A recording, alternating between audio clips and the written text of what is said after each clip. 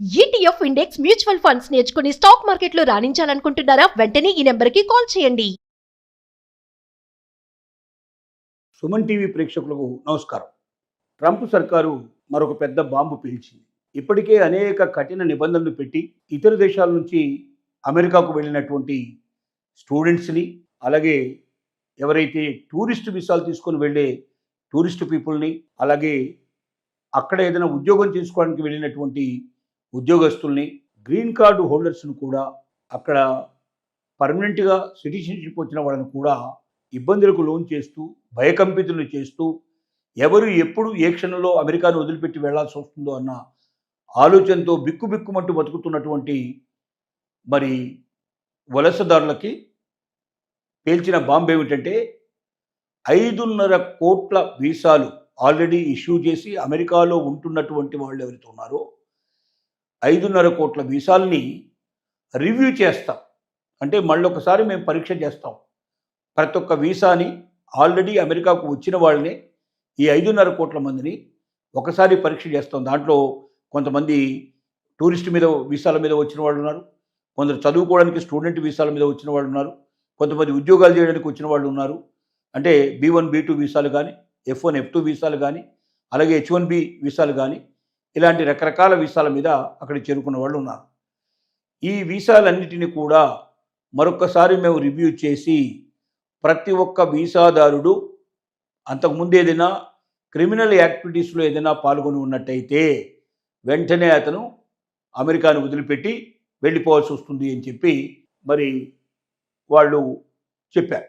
రెండోది, మనకు ట్రంప్ చెప్తున్న విధానం ఏంటంటే, ఒక క్రిమినల్ రికార్డు ఉండటమే కాదు, ఇక్కడికి వచ్చిన తర్వాత ఏదైనా తప్పులు పొరపాట్లు చేశారా అమెరికా లోపల, అలాగే వాళ్ళ సోషల్ మీడియాలో ఎక్కడైనా సరే అమెరికా ప్రభుత్వాన్ని గురించి కానీ, అమెరికా జీవన విధానాల గురించి కానీ, అమెరికా మిత్ర దేశాలకు సంబంధించిన వాళ్ళ గురించి కానీ ఏదైనా అపభ్రంశ మాటలు, తప్పుడు మాటలు, లేకపోతే దానికి వ్యతిరేకంగా ఏదైనా మాటలు మాట్లాడి ఉన్నట్టయితే సోషల్ మీడియాలో వాళ్ళు పోస్ట్ పెట్టాల్సిన అవసరం లేదు.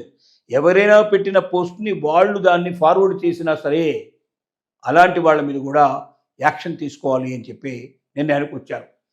ఇలాంటి అనేక రకాల సిల్లీ రీజన్స్ తోటి ట్రంప్ నిర్ణయిస్తుంది ఏమిటంటే, వీలైనంత వరకు ఇతర దేశాల నుంచి వచ్చేటువంటి వాళ్ళు ఎవరైనా ఇక్కడ ఉద్యోగాలు చేసేవాళ్ళు కానీ, లేక అమెరికా యొక్క డబ్బు తీసుకొని వాళ్ళ దేశానికి వెళ్ళాలనుకున్న వాళ్ళు కానీ, అమెరికా నుండి ఏదైనా ఇక్కడ ఉన్నటువంటి ఇంటెలెక్చువాలిటీని, మంచి సమాచారాన్ని మోసుకెళ్ళి వాళ్ళ దేశంలో లబ్ధి పొందాలనుకునే వాళ్ళు కానీ మనకు అక్కర్లేదు.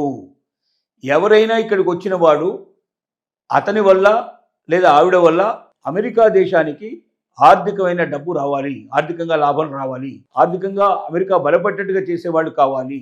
అంటే వాళ్ళు ఇతర దేశం నుంచి పెట్టుబడి తీసుకొచ్చి ఇక్కడ పెట్టేటట్టనే ఉండాలి, లేక ఇక్కడ డబ్బుని సృష్టించి ఆ ధనాన్ని మన దేశానికి ఇచ్చి వెళ్ళేటట్టుగానే ఉండాలి.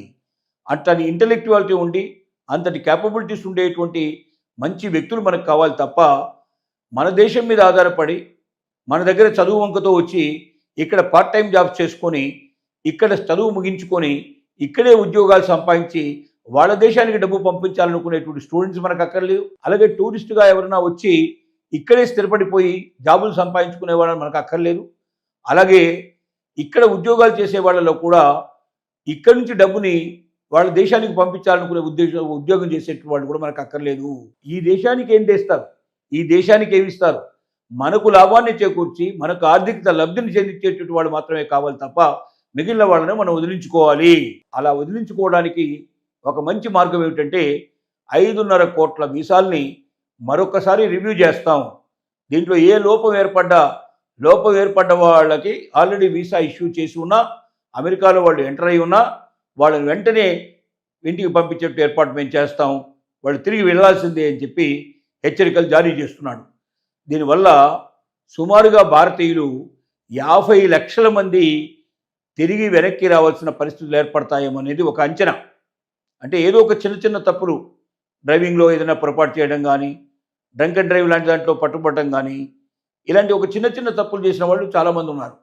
అలాగే ఉద్యోగాలు కొన్ని టైమింగ్స్ ఉంటాయి. ఆ టైం తప్ప చేయడానికి వీలేదు. స్టూడెంట్ ఉద్యోగులు అయితే స్టూడెంట్షిప్ ఉండేవాళ్ళు ఎవరుతున్నారో వాళ్ళు యూనివర్సిటీలో మాత్రమే ఏదైనా ఉద్యోగాలు దొరికితే చేయాలి తప్ప అవుట్ సైడ్కి వచ్చేసి యూనివర్సిటీ కాకుండా ఉద్యోగం చేస్తే వాడి తప్పు అవుతుంది. అమెరికాలో అది నేరంగా పరిగణించబడుతుంది. అలాగే అవుట్ సైడ్లో ఉద్యోగం చేయడానికి అవకాశం ఉన్నవాళ్ళు కూడా కొన్ని గంటలు మాత్రమే పరిమితంగా ఉద్యోగాలు చేయాలి తప్ప అంతకన్నా ఎక్కువ గంటలు ఉద్యోగం చేసినట్టయితే దాన్ని నేరం కింద పరిగణించబడుతుంది. అక్కడ ఇలాంటి అనేక రకాల సాకులు చూపించి లేదా ఏదో ఒక పోస్ట్ పెట్టావు నువ్వు వాట్సాప్ లోపల ఎవరికో ఈ దేశం గురించి కానీ ఇక్కడ ఉన్నటువంటి ఈ దేశంలో ఉన్నటువంటి ఏదైనా నియమాల గురించి కానీ లేక ఇక్కడ సాంప్రదాయాల గురించి కానీ బాగాలేదనో చెడ్డగా ఉందనో నవ్వుతూ వచ్చేట్టుగానో అపహాస్యం చేసేటట్టుగానో ఏదైనా ఒక పోస్ట్ పెట్టినా ఎవరైనా పోస్ట్ పెడితే దాన్ని ఇంకెవరికైనా ఫార్వర్డ్ చేసినా వెంటనే మీకు వీసాలు రద్దు చేస్తారని చెప్తున్నాడు.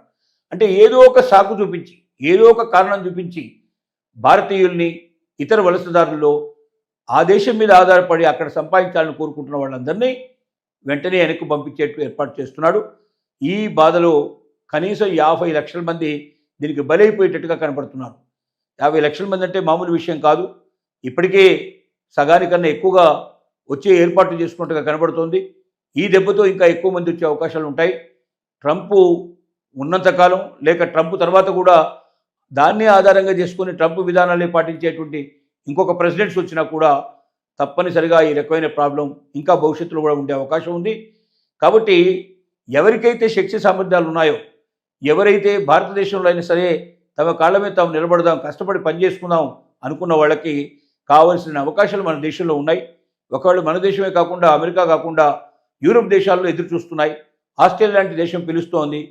ఇలాంటి చాలా దేశాల నుంచి మనకు ఆహ్వానాలు వస్తున్నాయి. కాబట్టి అమెరికాలో ఇలాంటి జీవితం గడుపుతూ అనుక్షణం ఏం జరుగుతుందో తెలియక ఎప్పుడు మనల్ని దొంగగా మార్చేసి దొంగగా గుర్తించి మనకి చేతులకు సంఖ్యలు వేసి మరి ఫ్లైట్లో భారతదేశానికి పంపించేటువంటి ప్రయత్నం జరగకముందే మనకుగానే అక్కడి నుంచి వచ్చేసి మరొక దేశానికి వెళ్ళడం కానీ భారతదేశంలో స్థిరపడటం కానీ చేస్తే బాగుంటుంది. మన మర్యాద దక్కించుకున్నట్టుగా ఉంటుంది.